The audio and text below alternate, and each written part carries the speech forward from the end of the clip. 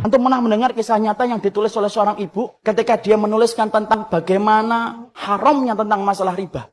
Dia cerita, kami dulunya adalah keluarga yang baik, mengisi kegiatan kami setiap waktunya dengan mencari ilmu. Sampai satu waktu, suami saya kepentok bisnisnya dan berkata, Dek, ini kelihatannya bisnis kita ini tidak akan pernah besar kalau kita tidak pinjem. Akhirnya kemudian sang istri berkata, ya sudah mas, cari itu. Carilah suami pinjaman yang tidak bersentuhan dengan riba. Karena dia sudah ngerti ilmunya, sudah paham. Riba itu merupakan sesuatu yang sangat dibenci sampai dipermaklumkan perang oleh Allah dan Rasulnya.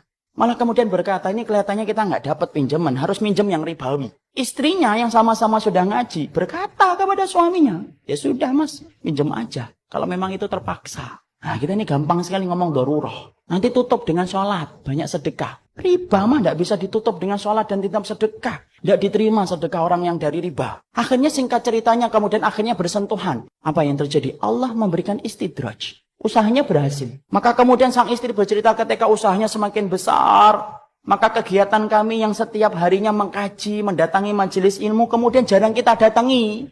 Karena kesibukan kami untuk kemudian mengatur bisnis kami. Suami saya kemudian mulai jauh dari kajian ilmu. Suami saya kemudian mulai menjauh dari panggilan sholat dengan alasan sedang rapat ataupun sedang ngantar barang. Puncak-puncaknya, kemudian terjadilah satu dosa besar yang dilakukan oleh seorang suami, di mana istrinya tidak lagi bisa memaafkan. Akhirnya apa?